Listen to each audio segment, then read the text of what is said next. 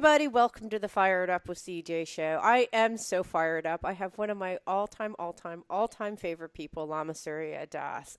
So welcome. Thank you very much, CJ. It's nice to see you again It's and really be with you again. It's always really great to be with you. I just showed you my book. Look at this crazy book. It's a well-loved book. Uh, Studying it. That's good. I hope you have some questions. oh, do you think I may have some questions? I don't know. Maybe those are corrections. All right, so I read this book, and then I said to my husband, "You need to read this book." And so both of us have read this book, and so it really is. If you actually look at it, see all those things that are, I earmark parts that are important, and it's Mark, actually it got so absurd that I had to have a different coding method, where I went back and took meditations I like, and this is what these things are. So, and these are great. the things I'm going to talk to you about today. So. I should video you for an ad for my book. You should. I love this book. And we're talking about the book, Make Me One with Everything.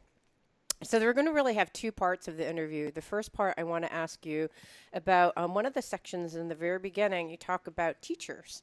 And you talk about good teachers versus like what kinds of things that you want to look at and bad teachers. And I think that more and more of spiritual people are going into the spiritual realm and taking spirituality into their own hands versus going to a church or something like that. I think that this is a really important question. And my own personal question is I've had someone say to me recently, you need to go see a guru. And I'm not really sure what the difference, I don't know what a guru is, why someone should see a guru. And as I was reading your section, I don't know how that's different than a teacher. So I thought I'd ask you because I know you've had both, right? Well, obviously, guru is a foreign word, a Sanskrit word, and it's kind of a foreign concept. It comes from Asia side. And teacher, the more English word, and universal. But there are different gradations of teacher, which we sometimes mix together as one and sometimes separate. Like we usually call the person we learned to drive from at school the driving instructor. Mm-hmm. We call the football coach. Teacher may be a little different. And then there's like your mentor or your professor or professor emeritus or, there may be other gradations, right? So with guru also, guru might in the East, particularly in India, but, in Asia, mean anybody who instructs you, like the family priest they might call Guruji in India, which is a term of respect, but it doesn't mean he's really a great saint or enlightened master to many.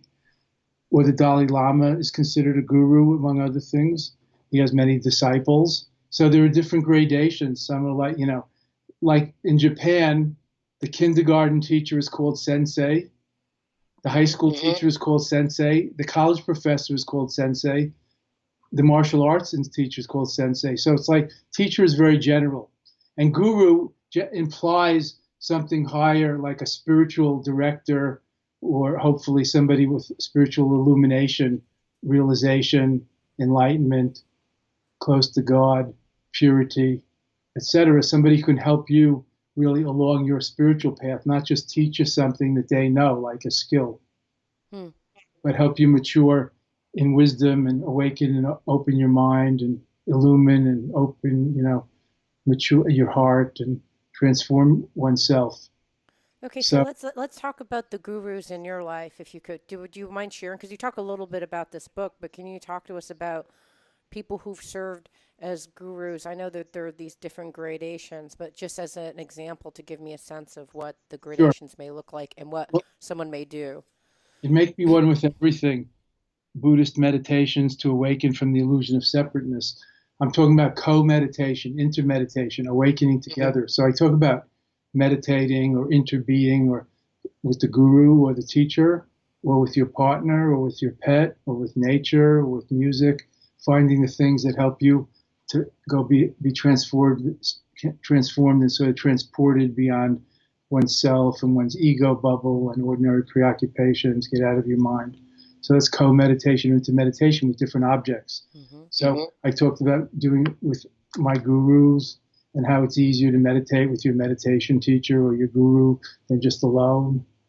or doing it with your partner, or doing it with a group, like praying or chanting in a group is usually easier than alone because there's a synergy and an energy and a trust and a mutuality and a reciprocity. So, therefore, I told some stories about my gurus. So, you asked specifically, and they've helped me a lot. Of course, I had teachers also growing up. I had my favorite, baseball coach who made me a great hitter and pitcher and first baseman, Mr. Riddick, and also my father and uncle. But then I had so many school teachers, but there's one or two that stood out, especially my mentor at college. Mm-hmm. Got me writing and thinking, and I saw him a lot, almost every day out of school, out of class. And I was like his protege. Yeah. So he lit my lamp and learned me how to learn. Thank goodness, because you're a beautiful writer. I was rereading the sections, and I thought, what an exquisite writer you are. You really have a gift, and thank goodness he saw that and brought that Well, he out. turned into writing poetry and haiku and short Mm-hmm. stories, songs, and eventually longer, fiction and nonfiction, and loving literature and Shakespeare and studying things like that to learn the Mm-hmm. craft better. So he taught me a lot besides the skills, like I said, about learning how to learn and Mm-hmm. the rest of my life, not just in school, Mm-hmm. and being a seeker, questioner, inquirer, not taking other people's word for it. So he was really my first teacher. Mm-hmm. But then I wouldn't say he was a guru. He was a professor.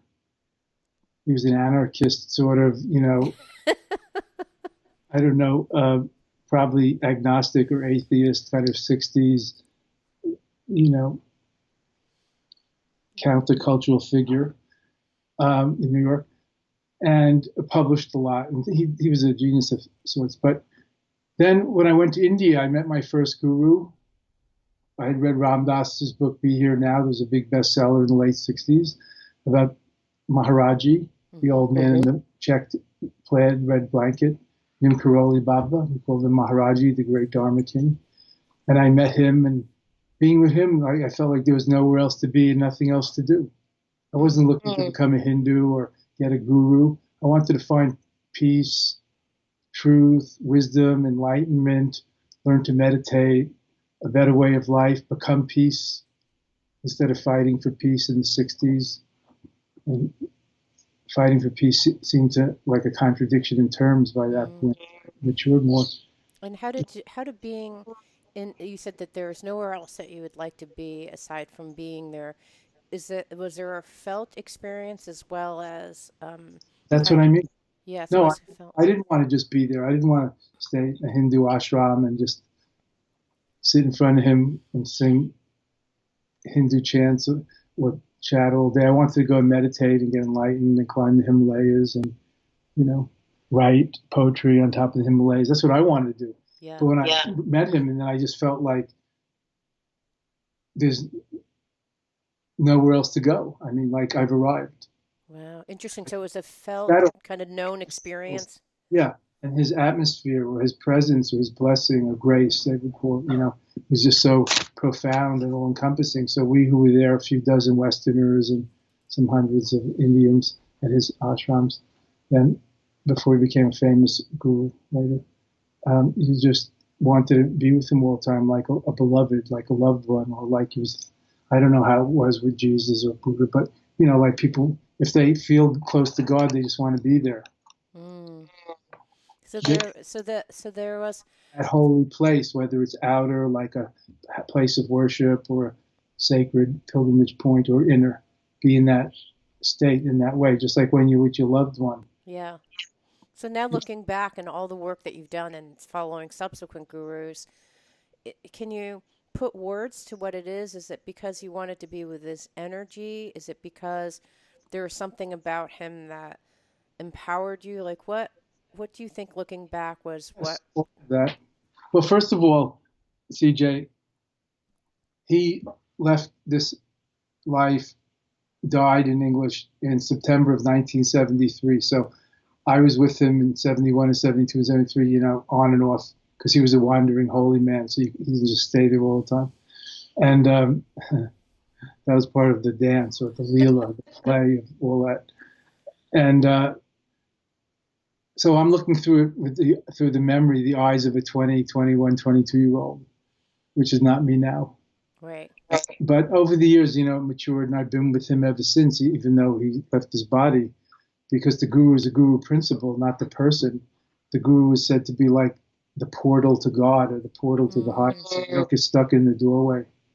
We don't worship the person, but the principle, as it were. And finding that inside oneself is the real work. So So he was a portal. So you said that now you still have a relationship with him. he's So always with me inside, the inner guru. But I'm going to tell you how. You mentioned guru empowers you or something else you said, but blesses you or something. it gives you energy, or I'm not sure what the. Energy or shows you the way or teaches you some practices, spiritual exercises. The thing about the true guru, as I see it, cutting through all the different forms and practices and languages and theologies, is a realized being or a saint, or they see the higher-ness. You can call it the higher self or the Buddha nature or the divinity in you. So you get a glimpse of that in you by seeing it in them. Also see how they see it in you. So you don't just see that it's possible, like there's really a there. It's not just once in history somebody, only son of God or Buddha, but it's a living thing that continues, and you see it in them and you love them, and they're the beloved, as it says, like in Rumi's poetry, the beloved, about his guru and about Allah, God. But you see it in them, and then you start to see how they see it and relate to it in you. Oh, that's Yeah, beautiful. yeah.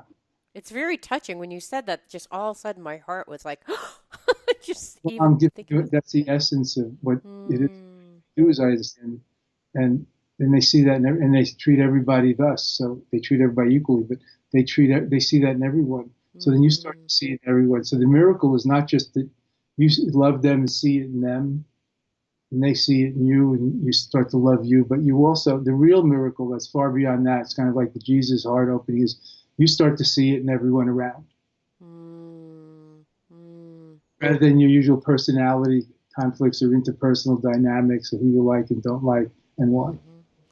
And so, and So you're, the love is just exponentially nurtured and enriched and spreading, and also solidify what and warming at the core. mm.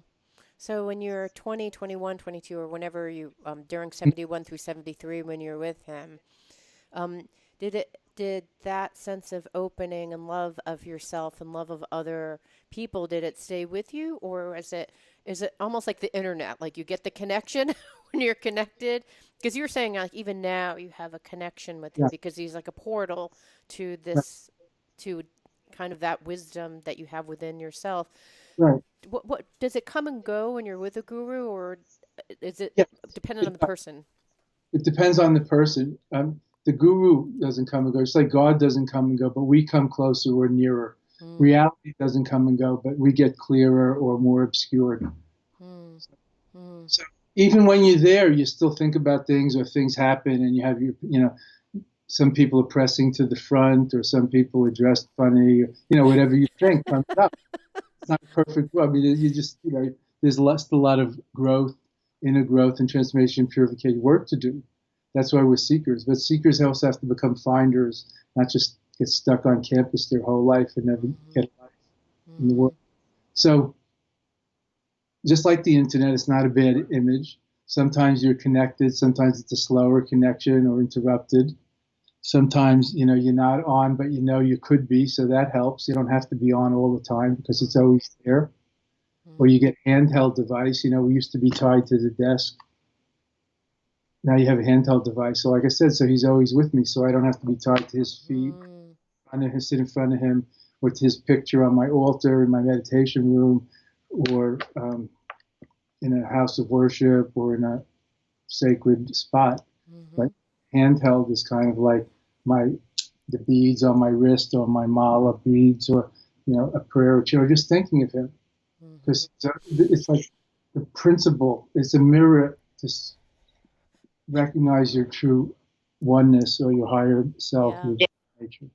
So after the Maharishi, when he passed, Maharishi. Maharaji, excuse me, Maharaji, when he passed. Did you find other gurus, or was that your guru? Yes. Yeah, and how did So you my know where to first go? guru. I was never that much of a guru chaser, but I lived in India and I was studying and practicing and apprenticing from the masters, meditation, yoga, chant, and etc. And so even during 71, 73, you couldn't always stay with Maharaji. He was a wandering Baba, as I said, and also the visa police. So, Right. practical considerations.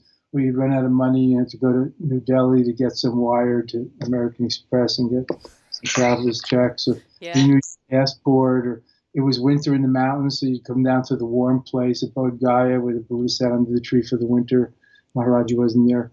So I had other gurus. I met the Dalai Lama and his teachers, and Kala Rinpoche and Karmapa and others. And so I started to study with them, and also the founder of the mindfulness movement, really, Hmm. Wanka and his teacher Menindraji in Bodh Gaya, who started the Vipassana and mindfulness movement. Hmm. It's in the country in the West back then. So many of us studied with them and other teachers. So I, became, and then when Maharaji died, then I stayed in my teacher's Tibetan monastery for some years. And did you feel the so what so I'm picking up two things. You can actually have multiple teachers, just like you can have multiple That's teachers in a university, you have multiple right. teachers teaching you different types of things, each with a But you different might only emotion. have one mentor, but you could probably have two mentors. Right. You might have somebody who mentors you in love and relationships and emotions and therapy, and you might have a mentor who mentors you in your, I don't know, whatever you become, like your professional life or your, educational arc. So one criticism of my path, of people have said about my path, or that I'm even self-critical about or doubtful Huh? about, is I have We lots of teachers, right? we all do. Yeah, so I like you're one of my teachers, which is why I thought now that I have this question about gurus, I'm going to go to someone who I deeply respect to Hmm. and someone who's followed gurus to find out. And I Thank you.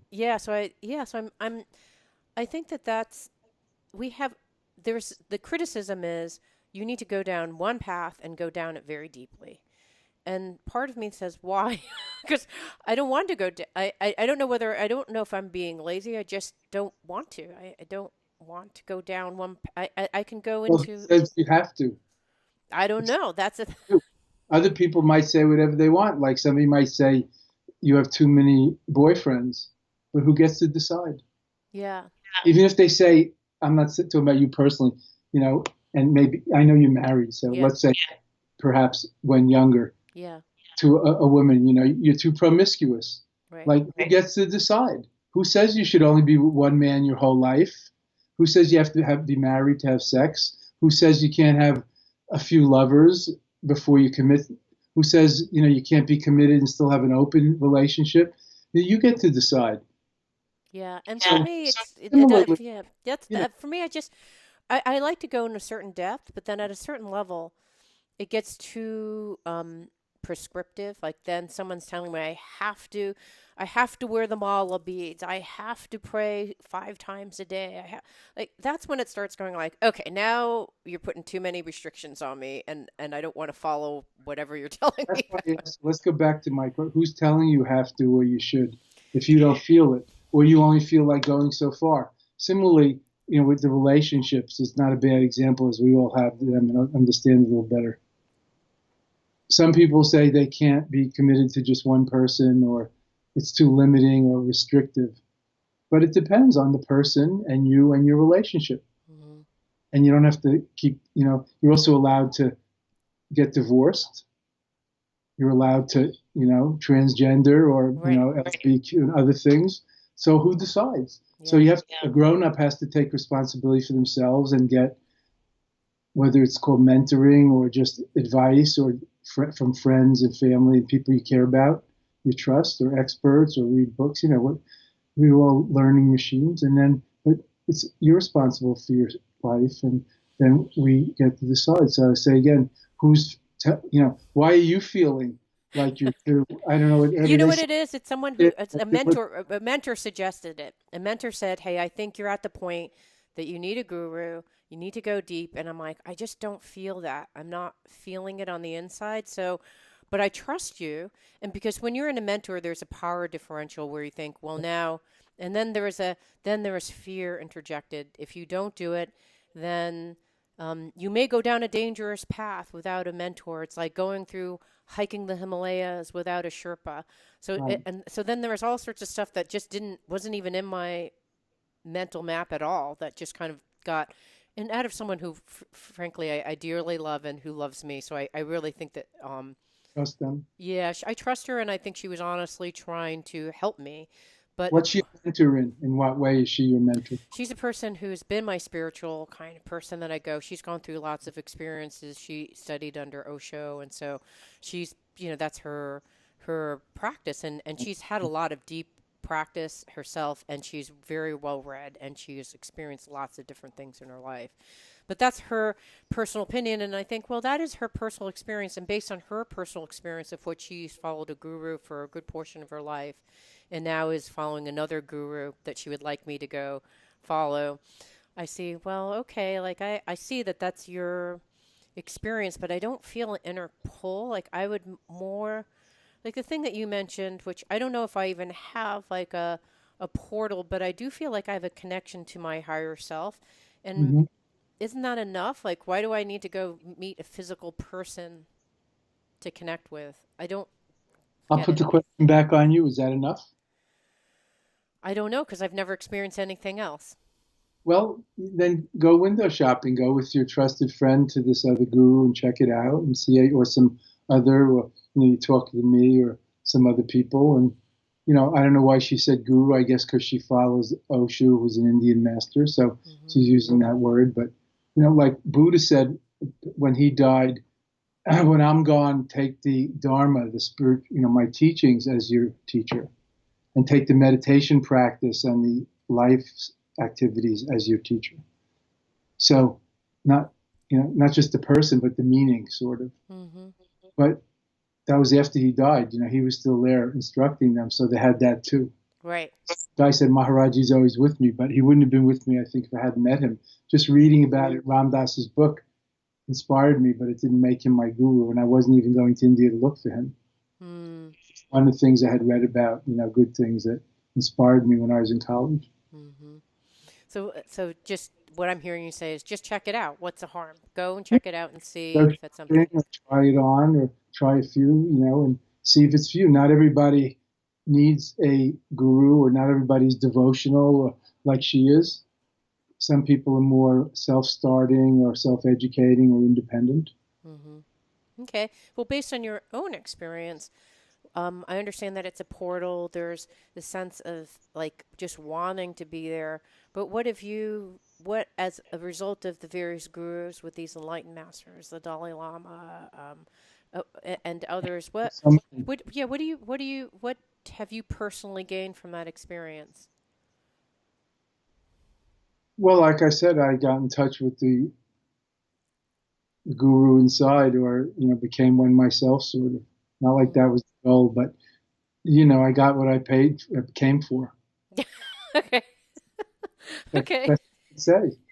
I mean, it looked good to me, and I wanted it, and I worked at it long enough to stay with it. I'm still doing that, but I mean, I kind of got what I came for. Yeah. Okay. So let's go It through some of the. really changed my life and gave me a whole new life. Okay, so let's say that people want to actually go and find a guru. In your book, "Make Me One with Everything." You talking about getting a sense of their lineage. Um, so Well, check them out. yeah, Yeah, not just believing the advertising on the poster says they're the greatest guru or the only guru or the whatever past life resume they may have, right, but seeing if your heart responds to them. I know I'm harping on this, but it's not unlike dating. Just yeah, because someone has a nice description in the personal ads, or today it would be on Match.com or whatever, right, doesn't it's entirely true, and doesn't mean that anyway you resonate with them and want to be with them. right. So It's not, similarly, like you read the Ram Dass book and you thought, "Oh, I want to be with this guy." It was an inner pull to it go, sounds very interesting, and I might be able to relate to that. huh? You know, Okay, that well, wasn't thing that I read or felt that way about Eastern thought. So I went to India to explore instead of studying it more in America, graduate school or somewhere. Right. Yeah. So that was your pull. There was an inner pull that knew, like, this is my next step and this is what I need to do. All right. Right. Qualities of a teacher. So tell me a little bit about what's a good teacher versus one which you may need to turn around. I know part of what you're saying already is it kind of, there's not like there's probably some generalized thoughts about it, but there's this idea that if the person, you'll feel it if you feel pulled towards them or not. Well, sometimes you feel pulled because they're pulling, like cult masters, hypnotists, charismatic gurus. That's, an issue. So, you know, um, whatever, pedophile priests. I mean, Right. it's a corrupt field, not unlike business or politics, because Right. it's mixed with worldly concerns and human nature. So not everybody is a selfless altruist just there to serve and help you, as the best teacher, the saint, is. So I'll give And you some of the quotes I got from what you got from that I pulled out from your a good teacher. Or do you want? Are you looking for this? I wasn't finding. Why don't you tell? I'll read you what you wrote. Well, I'll just say, unselfish and being more for them, there for you than for them. Hmm. That they're really in service, selfless service. Seva, we call it in India, in Sanskrit, in Hinduism. Seva means service to God, a service to the highest through service to the lowest, or to each one on one. Right. Okay, so So, you said as a teacher, you need to be there more for others than yourself. The power, knowledge, and balance, the different roles, and the essential contract require it. Right. yeah. Because if you're there for, so let's dissect this in. If you're So, exploiting people, then you're not, it's not a spiritual transaction. You're just like kind of a businessman or a predatory priest. okay, got it. Where it's like I really like you because you are funding my life. Yeah, funding or because you're young and cute or whatever. Right. You Okay. know, And you said the predatory, greatest, sorry. predatory Right. Okay. priests and leaders. How would you know if you're with a predatory priest? Well, that's why you have to check them out. And, a lot of the predatory priest problem we have in the West with the Catholic churches is a lot often with the young children. So you and I are not young children. That's not our situation where the parents send us, we just trust whatever parish priest there are. The parents haven't shopped. They're just going to the parish priest. They haven't examined all the priests in Eastern Massachusetts where they live. They just go to whoever's on the corner church, maybe. Mm, The child, doesn't know what to do and does whatever the adults tell him.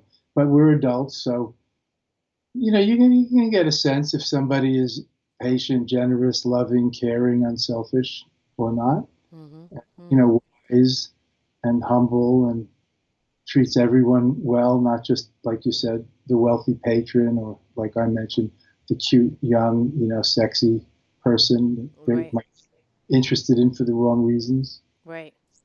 Okay, so then it says the greatest teachers are like mirrors. They reflect the student's higher self, not the teacher's egotism or even greatness. So talk a little bit more about this. Well, that's what I was saying, like Oh, no, sorry. This is what you said earlier, where it's like basically when you're with them, you see in yourself. me, so that I could see it more in me, not just in him. Ah, And I okay, got it. others that I was with and loved them too. Ah, okay, got it. Versus, so that's the greatest teachers are like mirrors. They reflect the student's higher self. Versus, and I meant the last part, not the teacher's egotism or even greatness. What would that look like if someone was, I don't know, what would that look like?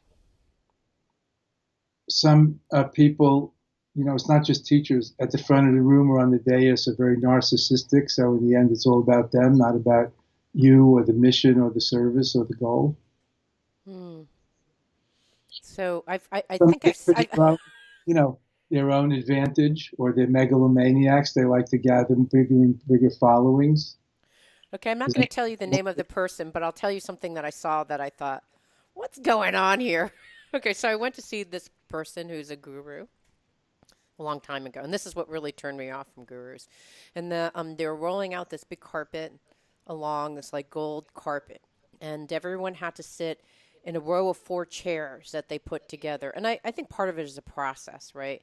But there's a big process where there are all these chairs, and you got a token, and you sat down in the chair, And then each time this guru saw someone, um, you would go up to them, she would give them, or he, whatever, the person would give you their blessing.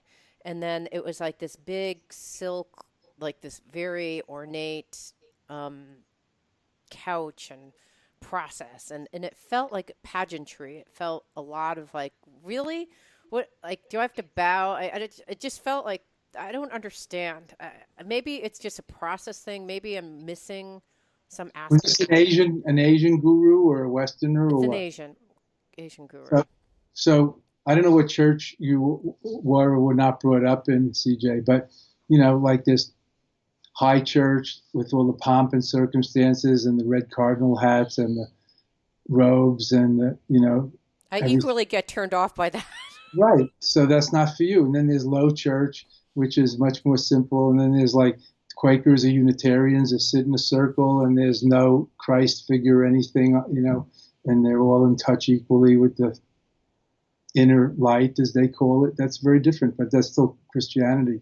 So similarly with the Asian traditions, you have to find, if you're looking for an Asian teacher or guru, what suits you. Some are more simple and some more ornate. And some people love chanting in a foreign language. They like to hear their mass in Latin.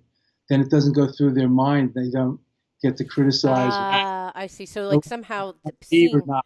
I You see. see, it's Yes. mysterious and mystical, and they don't mind, even though in Latin it's calling God He all the time. They don't, have that critical intellect at work about the politically incorrect language or whatever. And I get it.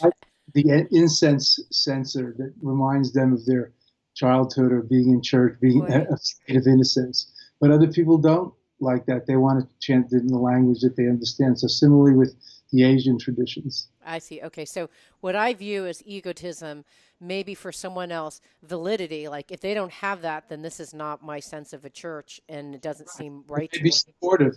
Like a lot of research shows that people heal better and comply with the medical advice better when the doctors wear white coats and ties, Mm, kind of don't. okay. Got it. That's fair. I get it. So it's not necessarily, in my mind, it's viewed as egotism, but in other people's, it's viewed as validation. So I think it's so just, it's kind of almost based on your own. It's personal, your own conditioning and your own style, like what fits for you. Okay, got it. So you said, I found and accomplished what I want and need for life. For me now, it's all about youngins. Okay, Right. this was just yours. Yeah, Okay, right. okay. So I'm a teacher, and teaching is a sacred profession. I love it, and I like teaching spiritual practices and being with people one on one and in groups, and that's my life. And writing and teaching are seamless whole. Hmm. So it's what I like, but not everybody, is the same. People have different missions, like you're in the communications Mm-hmm. end of things. So Mm-hmm. that's like teaching and educating too. All right, so the last thing is the best teachers don't follow the limited.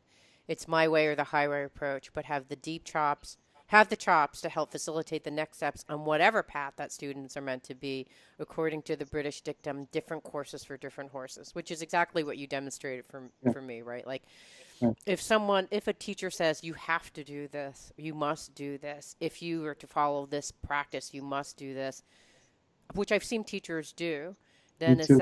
is that in your mind, is that not a good teacher? Not necessarily, because maybe they really see something, just like a doctor might say you have to do this and you have to do that, but you yourself know there are other alternative modalities that may or may not be just as good. Okay. You're just demonstrating with that answer that you're so flexible. That's what I said. It's not my way or the highway, No, but you have to be a broad or universal or experienced, not right. just laissez-faire, Yep. But if you have the experience, you know that there's different courses with different horses. So Yep. you just can't tell everybody they all have to be vegetarian or they all have to do, acupuncture and yoga. Right. Okay. All It doesn't right. work that way. It's good for some people. Okay, so here's what you write about bad teachers. Fragile or unstable people are especially vulnerable and subjected to these autocratic, charismatic, yet diluted, toxic, or even empire building types of spiritual leaders. It's useful to thoroughly screen and you actually say that even for yourself, you thoroughly screen your students and seek a way to seek always to inculcate leadership rather than followership in there. Right. So tell me a little bit about what you do and Cult leaders are some of the bad teachers, and they seem like teachers, but they're really trying to build a following and get that feedback and be held, and it juices them, fills them with adrenaline and meaning. But then you see eventually they don't want anybody to leave. There's like no graduates. That's Okay. That's more like a cult, and everybody has to think the same and follow the same or dress the same. Okay. Some of them are cults. Not all cults are dangerous. There are dangerous cults, and then there are just ordinary cults. Right. But the spiritual teacher, like any good teacher, any dedicated teacher, really wants their, quote, students to grow up and excel them. Right. I I just keep on seeing Trump flash in my head. The cult leader. there. I'm not going to go there, but I just have to say that's what that flashed into my head. Okay. Okay, so you said, and here's another quote. Far too often, the worst teachers are full of passion and intensity, while their best are fraught with doubt and inner conflict. Again, rely on your open, inquiring mind as well as your critical intellect. So how would I find if a teacher is fraught? Isn't everyone fraught with doubt and inner conflict? No. Some people, they suppress it so much by just following somebody who tells them this is the only way and don't stray. And then they just give themselves over to that. And, that kind of like joining the Army or Navy is easier than living in general in life and having to make your own housing, cook your own meals, and I don't know what. I see. Make your own living. I mean, it's a fine profession for a few, but, not everybody wants to be that regimented. So some people find security that way. Like they make Jesus their only savior, and then they, look down on everything else, and it kind of works for them, I guess. Okay.